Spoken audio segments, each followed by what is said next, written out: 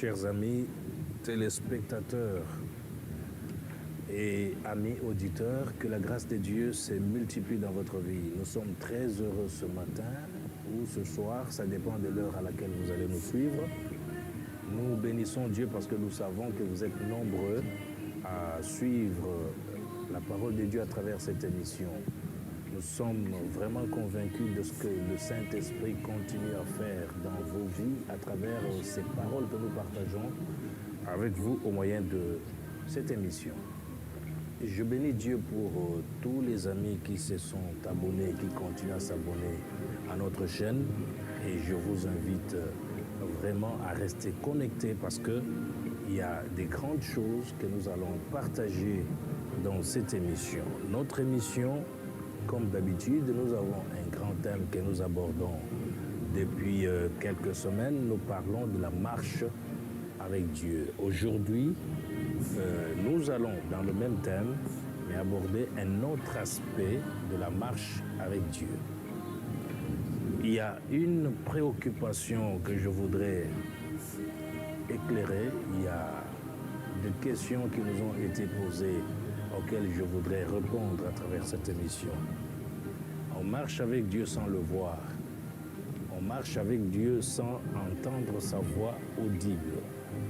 Comment peut-on alors marcher avec Dieu alors qu'il est vraiment difficile, parce que cela n'est pas arrivé à tout le monde, il est difficile que l'on puisse voir Dieu et entendre sa voix audible. Cela n'arrive pas à tout le monde, sauf quelques exceptions, quelques personnes qui ont reçu la grâce d'entendre la voix de Dieu et de voir sa face. Mais il y a une chose que nous devons comprendre. Pour marcher avec Dieu, c'est une marche de la foi. On n'a pas besoin de voir le visage de Dieu, de le voir en personne, en chair et en os, marchant devant soi, pour que nous puissions dire que nous marchons avec Dieu. Nous n'avons pas besoin d'entendre la voix audible de Dieu pour nous rendre compte que Dieu est avec nous. Les choses de Dieu se passent par la foi et nous devons comprendre comment la marche de la foi fonctionne. Sinon, on peut marcher avec Dieu sans savoir exactement qu'il est avec nous. Aujourd'hui, nous allons lire un texte.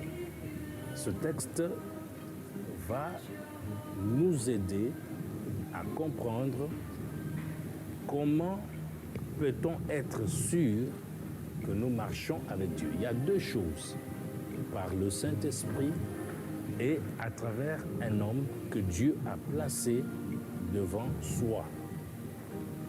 Parce que Dieu travaille toujours avec un homme.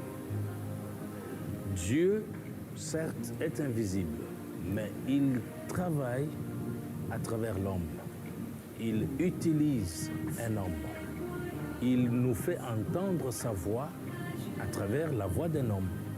Si vous regardez la préoccupation du peuple d'Israël lorsque Dieu avait permis qu'il puisse entendre la voix de Dieu autour de la montagne, le peuple a eu peur. Le peuple a dit, il est vraiment impossible d'entendre une telle voix et de continuer à vivre parce que c'était terrifiant. Le peuple a dit à Moïse, nous n'avons pas besoin d'entendre nous-mêmes la voix de Dieu de cette façon et de voir sa manifestation. Qu'il nous parle à travers un prophète, à travers vous Moïse, et vous allez nous servir d'interprète, de porte-parole de Dieu. C'est comme ça que Dieu a exaucé le vœu du peuple d'Israël. Il a décidé depuis ce temps-là de ne parler au peuple qu'à travers un homme. C'est comme ça que Dieu a commencé à parler à son peuple à travers les prophètes. Et les prophètes étaient comme le porte-parole de Dieu. Ils jouaient un rôle intermédiaire entre Dieu et son peuple. Le peuple était l'intercesseur. Comment? Le prophète était l'intercesseur de Dieu et en même temps l'interprète de Dieu auprès du peuple. C'est comme ça que beaucoup de gens ne connaissant pas cette réalité-là, ils peuvent passer à côté d'une grande bénédiction parce qu'ils considèrent l'homme que Dieu a placé devant eux comme un humain, comme un homme ordinaire, un homme comme nous. C'est comme ça que Ils peuvent dire, nous n'avons pas besoin d'un homme, nous avons besoin de Dieu lui-même en personne. Et ça contredit la doctrine que Dieu avait établie lui-même dans le désert lorsque le peuple a eu peur d'entendre en personne la voix de Dieu leur parler. Aujourd'hui, je vais vous faire remarquer de petites choses, mais importantes. Nous sommes ici dans le livre de Samuel, 1 Samuel, au chapitre 9. Pour ne pas aller trop loin dans la lecture, je vais commencer ma lecture au verset 5 jusqu'au verset 10. Et puis, je vais prendre le verset 18, 19 et 20. 1 Samuel, chapitre 9. Ils étaient arrivés dans le pays des Tsouf lorsque Saül dit à son serviteur qui l'accompagnait, « Viens, retournons de peur que mon père, oubliant les ânesses, ne soit en peine de nous. » Le serviteur lui dit, « Voici, il y a dans cette ville un homme de Dieu, et c'est un homme considéré. Tout ce qu'il dit ne manque pas d'arriver. Allons-y donc, peut-être nous fera-t-il connaître le chemin que nous devons prendre. » Saül dit à son serviteur, « Mais si nous y allons, que porterons-nous à l'homme de Dieu? Car il n'y a plus de provisions dans nos sacs et nous n'avons aucun présent à offrir à l'homme de Dieu. » Le Seigneur prit la parole et dit à Saül, « Voici, j'ai sur moi le quart d'un cycle d'argent. Je le donnerai à l'homme de Dieu et il nous indiquera notre chemin. » Autrefois en Israël, quand on allait consulter Dieu, on disait, « Venez et allons au voyant. » Car celui qu'on appelle aujourd'hui le prophète s'appelait autrefois le voyant. Saül dit à son serviteur, « Tu as raison, viens, allons. » Et ils se rendirent à la ville où était l'homme de Dieu. Un autre élément que je voudrais ajouter à cette lecture, je ne sais pas si nous aurons assez de temps pour exploiter tout ça, c'est le verset 18. La Bible dit, Saül s'approcha de Samuel au milieu de la porte et dit, « Indique-moi, je te prie, où est la maison du prophète. » Samuel répondit à Saül, « C'est moi qui suis le voyant. Monte avant moi au haut lieu et vous mangerez aujourd'hui avec moi. Je te laisserai partir demain et je te dirai tout ce qui se passe dans ton cœur. » Voilà cette histoire merveilleuse que nous connaissons parce que nous l'avons lue à plusieurs reprises dans nos cultes, à moins qu'on n'ait pas l'habitude de lire la Bible. C'est une histoire pourtant qui renferme quelque chose de très important qui peut nous aider dans notre démarche aujourd'hui. C'était l'histoire de Saül, fils de Kis. La Bible nous montre comment Saül avait été en mission pour retrouver les ânesses de son père qui étaient perdues. Saül, avec son serviteur, avait marché dans des villes, dans des villages, partout, même dans son village natal, pour retrouver les ânesses. Vous allez remarquer une chose, qu'il y avait plusieurs ânesses, pas une seule, plusieurs ânesses. Retenez cela. Nous allons comprendre ce que je voudrais que vous compreniez. Ils ont marché partout sans retrouver ces ânesses et Saül a compris que leur père, son père, pouvait s'inquiéter au sujet d'eux.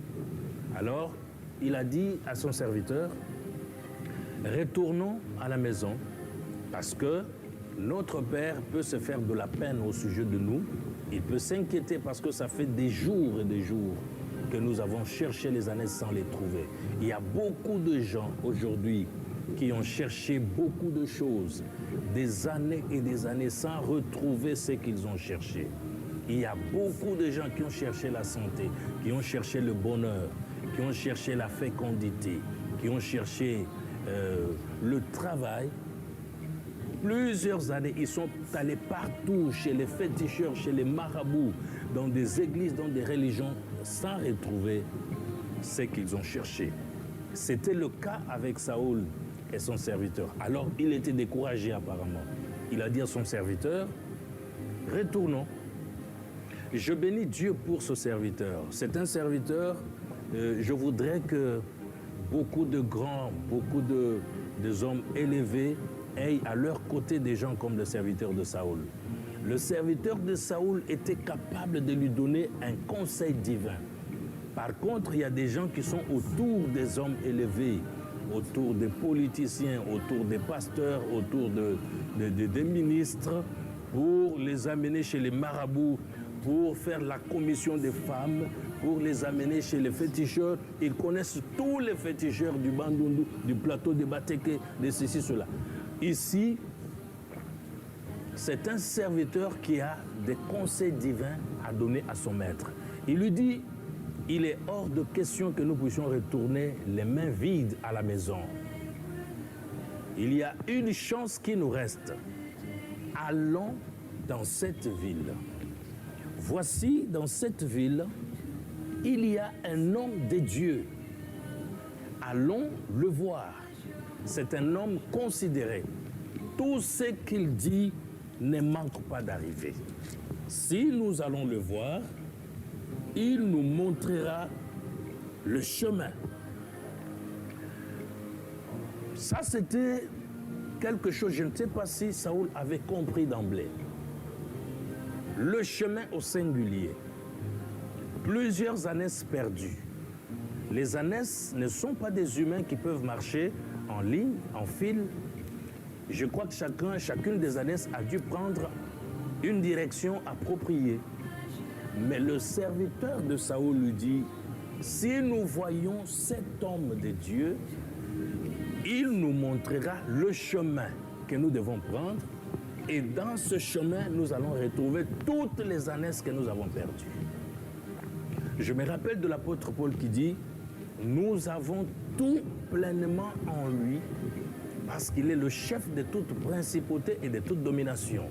Nous avons tout ce que nous avons perdu, l'argent, le bonheur, le travail, la santé, la fécondité, ainsi de suite, toutes ces choses peuvent se retrouver sur ce chemin unique. Alors, ici, la Bible nous montre que le serviteur, comment Saoul a posé une question à son serviteur. Il dit, mais nous allons le voir, c'est bien, mais nous n'avons pas d'offrande à lui donner. Nous n'avons rien à offrir à l'homme de Dieu. Aujourd'hui, l'offrande est devenue un sujet à polémique. Les pasteurs aiment l'argent, ils demandent les offrandes. Ici, c'était sans Bible. Il n'avait même pas le Saint-Esprit, mais il a compris que pour aller voir l'homme de Dieu, il fallait apporter une offrande. Et là, la Bible dit, le serviteur, heureusement, avait quelque chose. Ils sont partis pour rencontrer le prophète. La Bible dit ceci. Autrefois en Israël, quand on allait consulter Dieu, on disait, venez, allons aux voyants. C'est-à-dire par rapport aux autres.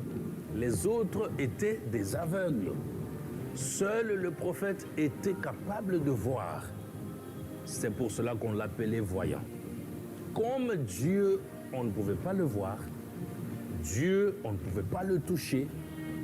Dieu, on ne pouvait pas se le représenter devant soi, entendre sa voix. Chaque fois qu'on a besoin de Dieu, on allait voir un homme. C'est pourquoi le serviteur de Saoul lui a dit, c'est un homme considéré. Tout ce qu'il dit ne manque pas d'arriver. Quand il te dit quelque chose, Dieu exécute la chose dans ta vie. C'est comme ça que le prophète était considéré comme Dieu en personne, comme Dieu dans la chair humaine. On n'a pas besoin de chercher à voir Dieu. On voit Dieu à travers cet homme, le prophète. Et la Bible dit, Saoul dit à son serviteur, tu as raison, viens, allons. Et ils se rendirent à la ville où était l'homme de Dieu. Le verset 18 nous dit ceci. Saoul s'approcha de Samuel au milieu de la porte. Et ce n'est pas pour rien qu'on a donné ce détail. La Bible dit que toute écriture est inspirée de Dieu et utile pour enseigner. Saoul rencontra le prophète au milieu de la porte. Le prophète Samuel était au milieu de la porte. Or, quand nous lisons très très bien les évangiles, le Seigneur Jésus a dit « Moi je suis la porte de brebis ». Nous considérons la porte comme un homme, Jésus. Et le prophète en question était au milieu de la porte qui est Jésus.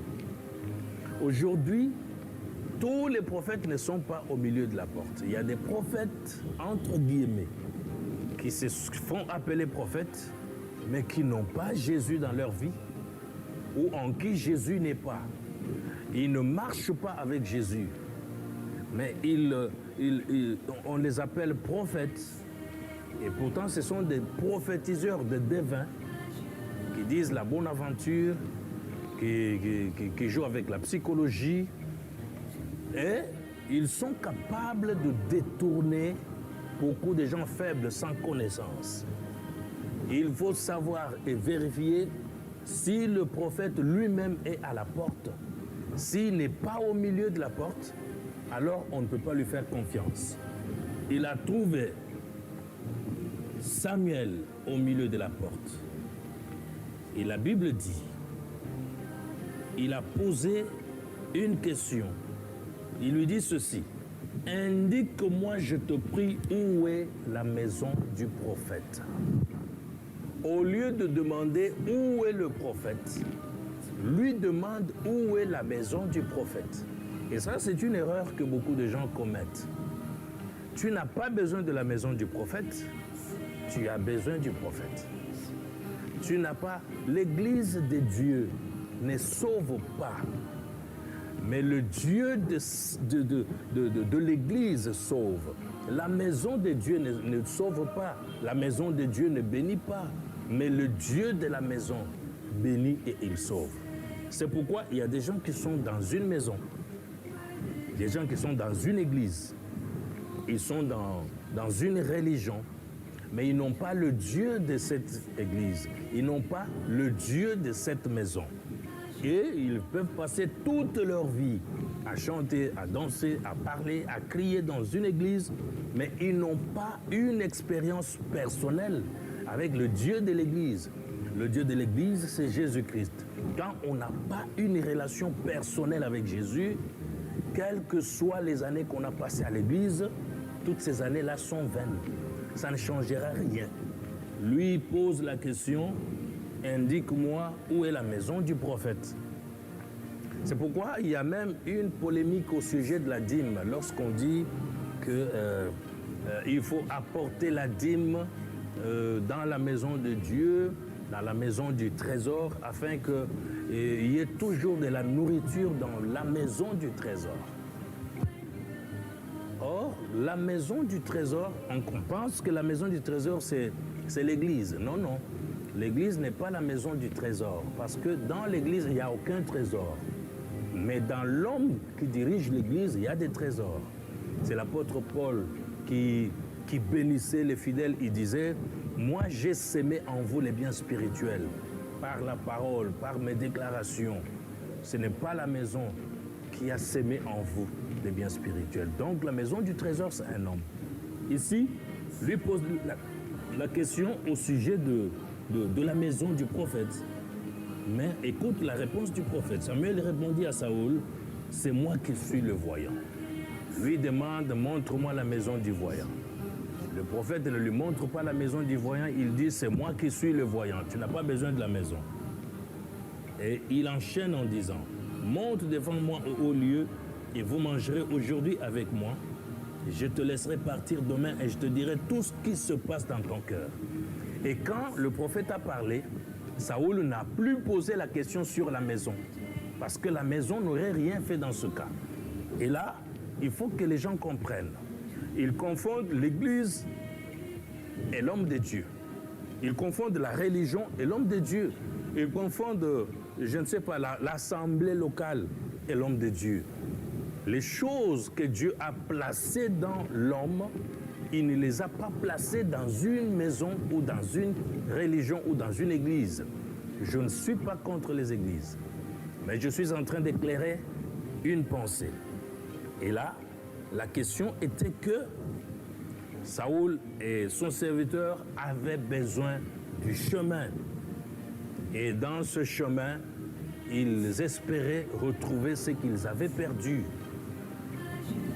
Il y a quelque chose que je veux vous lire pour vous aider à comprendre une réalité. Marc chapitre 10, je vous lis le verset 46. La Bible dit ceci: ils arrivèrent à Jéricho, et lorsque Jésus en sortit avec ses disciples et une assez grande foule, le fils de Timée, Bartimée, mendiant aveugle, était assis au bord du chemin. À Jéricho, il y avait un chemin. On parle d'un certain mendiant aveugle, Bartimée. On dit qu'il était assis au bord du chemin. Aujourd'hui, beaucoup de gens qui prient sont assis au bord du chemin. Au bord du chemin, on n'avance pas. Au bord du chemin, on ne progresse pas. Au bord du chemin, on est stationné. Au bord du chemin, on est garé. Beaucoup sont au bord du chemin, mais ils ne savent pas qu'ils sont au bord du chemin. Et là, c'était le cas avec Bartimée.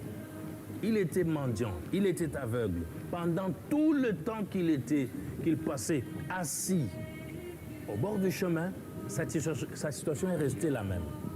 Et la Bible dit ceci: il entendit que c'était Jésus de Nazareth, et il se mit à crier: Fils de David, Jésus, aie pitié de moi.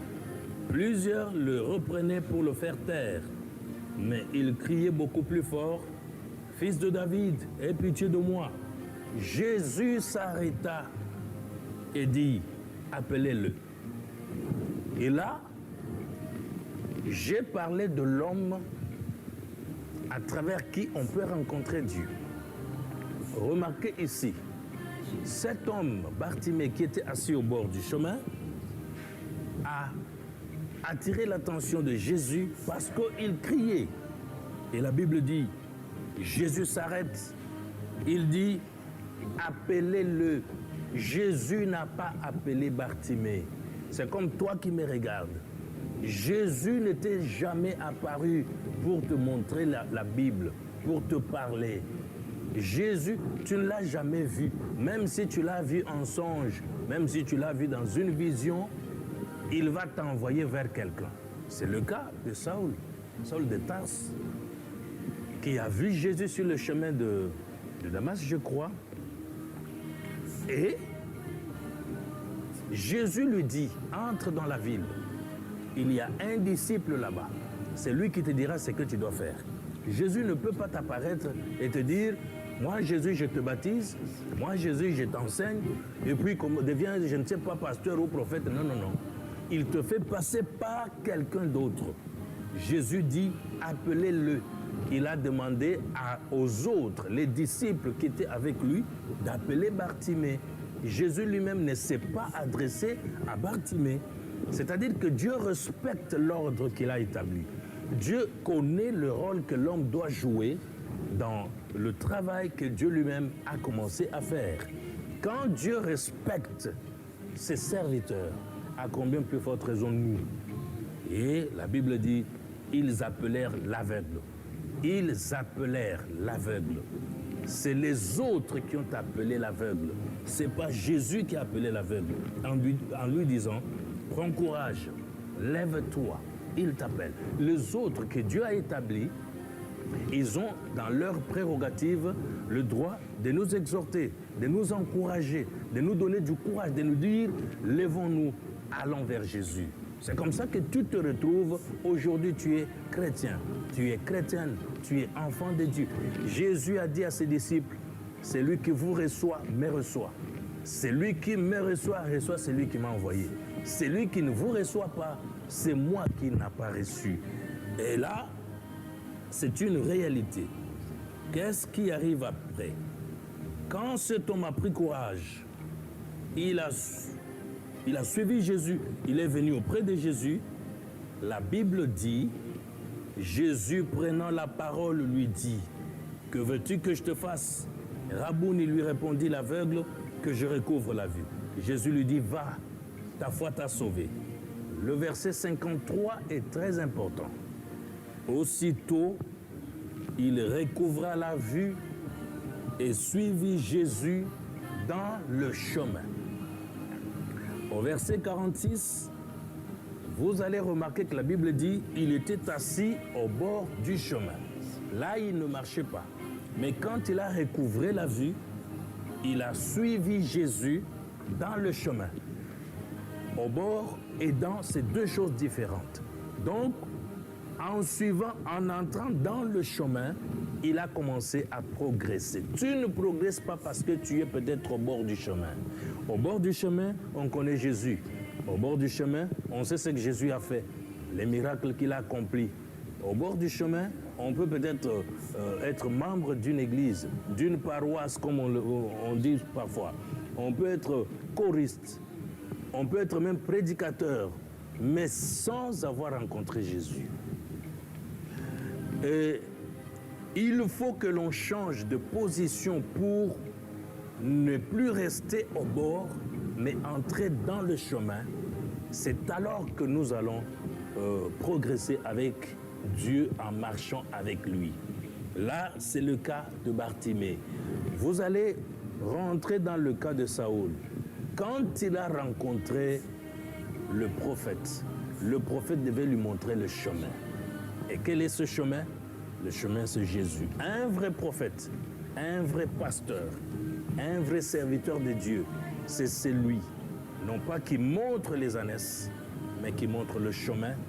À travers le chemin, on va rencontrer, on va retrouver tout ce qu'on a perdu. Si vous êtes dans le chemin, c'est-à-dire l'homme, Jésus, qui a dit « Je suis le chemin, la vérité et la vie », je vous assure que si vous aviez perdu quelque chose dans le passé, en Jésus, il est possible que vous puissiez recouvrer ou retrouver la chose que vous avez perdue. Il ne faut pas perdre courage, peut-être parce que ça fait des temps, des années ou 2 mois que vous êtes chrétien et vous continuez à vivre la même chose. Cela arrive. Il y a des choses, même avec Dieu, qu'on ne retrouve pas le même jour. Il y a des choses qui demandent beaucoup de temps, il y a d'autres qui demandent peu de temps. Mais cela dépend de Dieu. Jésus avait dit à ses disciples, ce n'est pas à vous de connaître les moments et les temps que le Père a fixés de sa seule autorité. Mais ce qui vous concerne, recevez seulement le Saint-Esprit. Le problème du temps où Dieu vous visitera, ça dépend de Dieu lui-même. Il y a des choses qui demandent parfois la persévérance. La Bible dit, c'est lui qui persévérera jusqu'à la fin. Cela veut dire qu'il y a des choses qu'on ne peut retrouver qu'à la fin, après avoir persévéré. Je crois que ces quelques paroles que nous avons partagées avec vous vous ont aidé. Si vous avez des questions à nous poser, des préoccupations à nous soumettre, il y a un numéro qui passe au bas de l'écran. Vous allez nous appeler, nous contacter. Vous avez besoin d'un encadrement spirituel, d'une prise en charge spirituelle. Vous pouvez également nous appeler à ce numéro. Vous avez besoin de venir à l'église. Nous avons également mis l'adresse de notre église et le Seigneur vous bénira. Merci beaucoup à notre équipe technique. Je vois le frère Charles Villa, je vois Marco Simaï, je vois Arcadie et je bénis également tous ceux qui nous ont suivis. Que la grâce et la bénédiction de Dieu vienne dans vos vies. Au nom de Jésus, Amen.